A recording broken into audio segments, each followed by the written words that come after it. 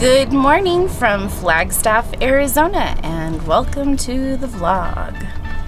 We are just departing from a Walmart here. We spent the night. We've had quite a bit of experience staying in Walmarts over the years, some of them pretty interesting. We thought we'd share with you today what we've learned and some of our stories. But we're going to start the morning out by logging some miles on our trip from California to Kansas.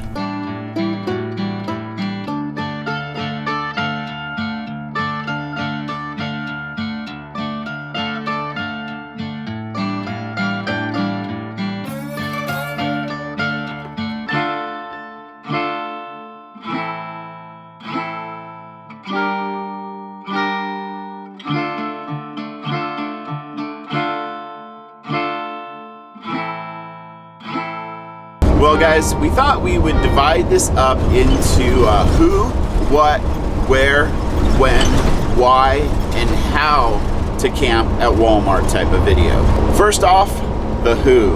Well, the who is a band, and it's also you being the traveler and Walmart. And as a traveler, Walmarts are very, very valuable. Now granted, they're not our first choice of places to camp for the night, but when you're traveling, your friend the Walmart is always going to be there. Moving right along, let's talk about what. First of all, what is it? It's free, easy camping. Just about anywhere that you can find a Walmart. What do we like about it? Well, it turns out the list was pretty long when we started writing out all the things we like about Walmarts. So, let's talk about those a little bit. First of all, how convenient is it to be able to do some of your shopping right there wherever you're camped for the night? And this is something that has improved over time. We're pretty big on shopping organic, and when we first started traveling, it wasn't really an option at Walmart. But we've seen a pretty significant improvement over the last year and a half, and as long as you know your brands, you can definitely pick up a few things that are organic. They have red boxes in the entrances of the Walmarts, so you can catch a movie while you're staying there for the night. Usually they are located in areas with lots of other amenities, like restaurants, movie theaters, a place to get your hair and your nails done. All sorts of cool things are usually in those shopping centers. They're generally safe. The lots are usually well lit. There's grass for the puppy dogs, and it's always kind of nice to take a little walk with the dogs around the perimeter of the shopping center. Something that the Russos taught us is that if you are able to park by the garden center, you're able to tap into the Wi-Fi that Walmarts usually have inside.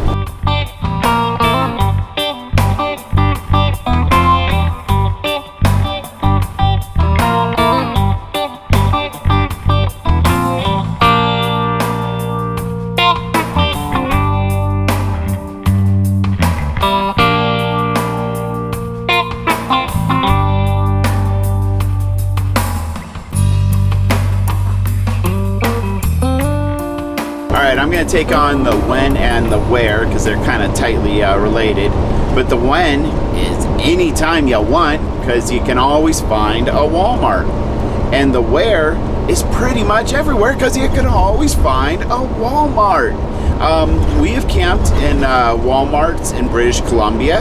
Now, I do have the idea of a video of Walmart camping in Mexico. Haven't tried that one yet, but it's definitely going to be on the list of things we want to do when we're down there next. So in relation to the where part, you will find that some areas are more and less friendly for RVers camping at their Walmarts.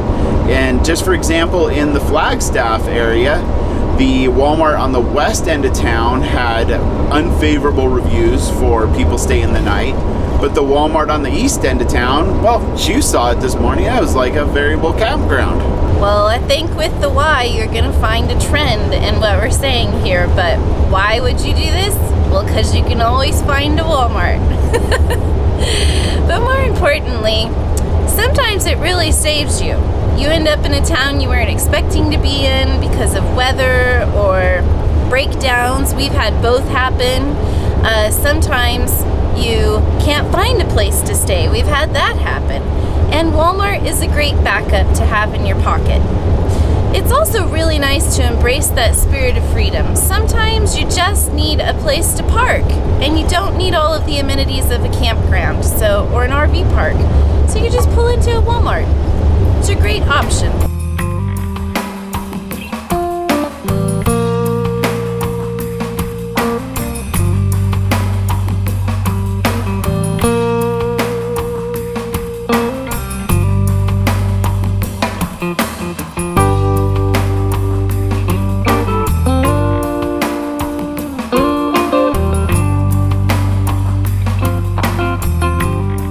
Now it's my turn to talk about the how.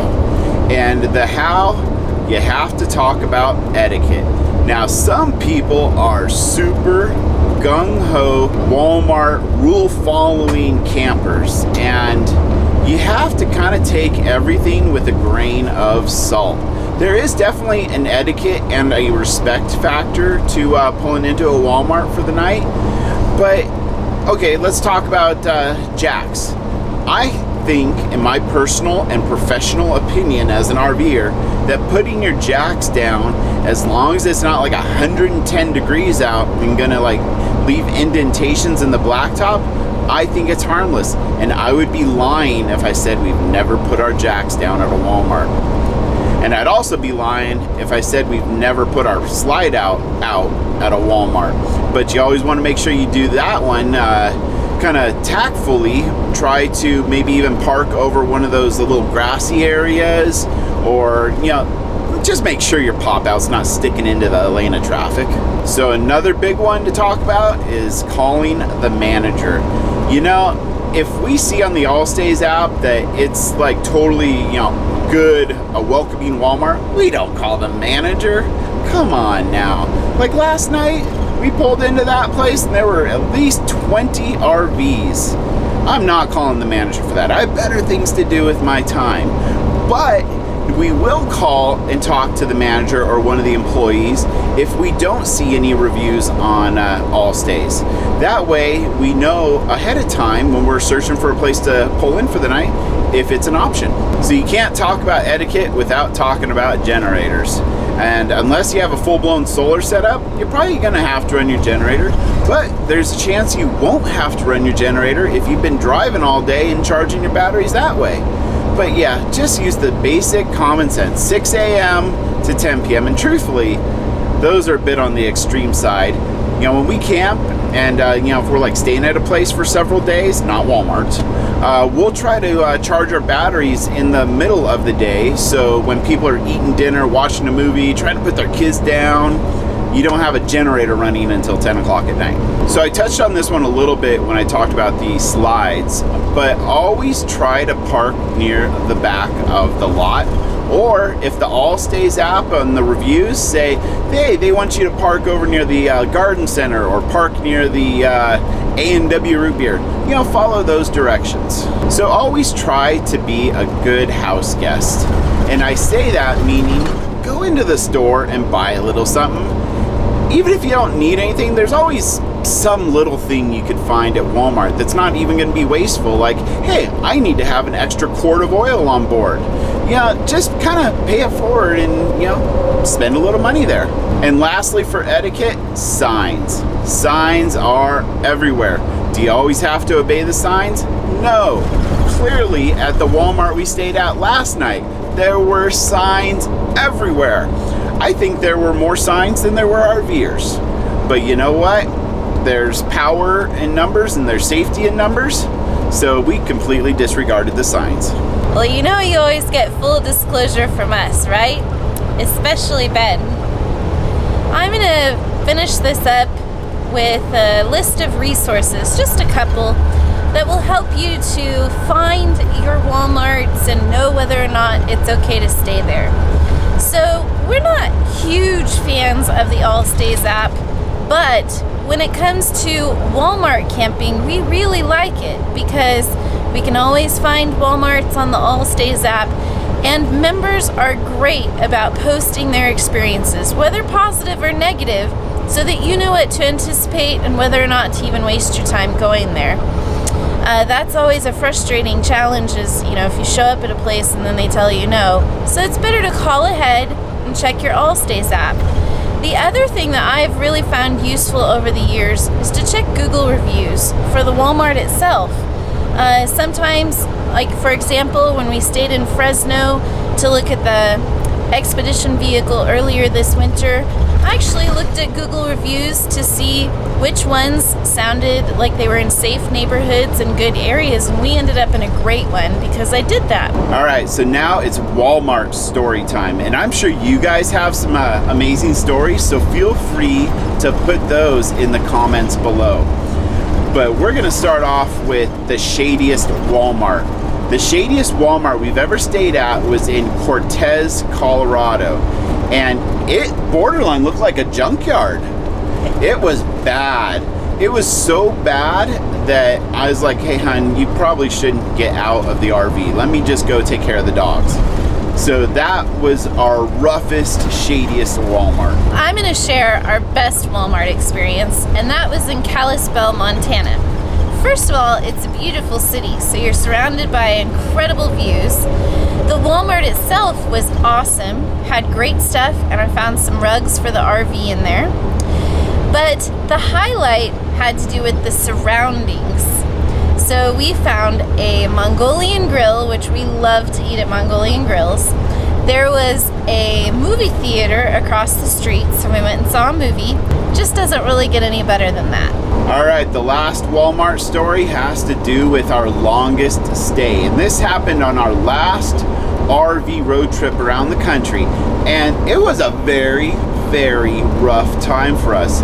A tree had fallen on the motorhome in Northern California, so we had to get body work done. As we were pulling into this area of Tigard, Oregon, where this RV body shop was, the left rear brake caliper locked up, and so just grinding, like, grinding bad.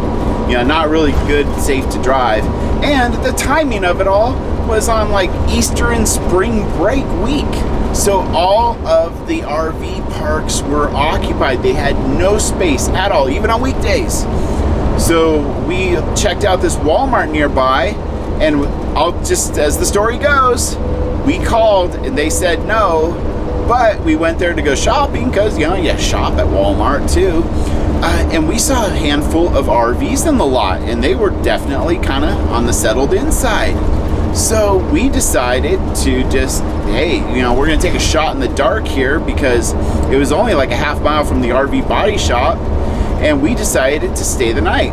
Well, since there was nowhere else to go and we literally had no other options, we decided to stay another night, and another night. Well, it was like a whole week at a Walmart, and we literally were trapped. We catch a lot of heat on this video, and I'll put a link to that video in the end screen.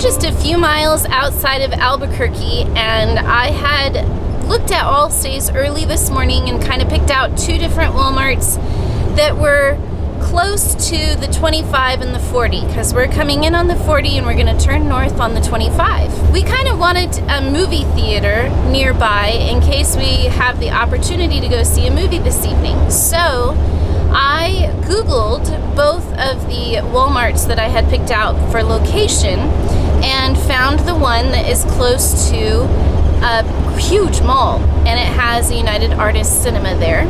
So we're gonna take that one. Then I went back to the Allstays and had a look. There's some instructions there about where to park. They want you to park by the garden center at this one, which will be good for the Wi-Fi hopefully, which they do mention having. And secondly, I also read in the comments that someone else had called the operator and told them just go ahead and park, there's no need to check in with us.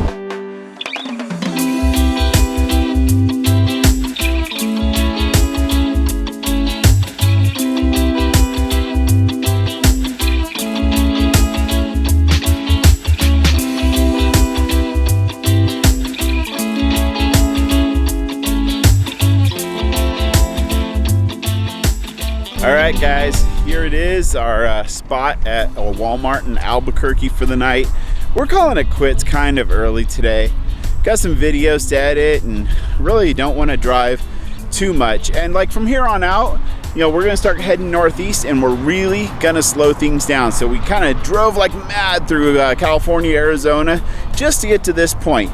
And also this afternoon, we need to decide which way do we want to go and where do we want to go now that we're gonna slow things down. So make sure you hit that subscribe button so you can follow our adventures, and we'll see you tomorrow.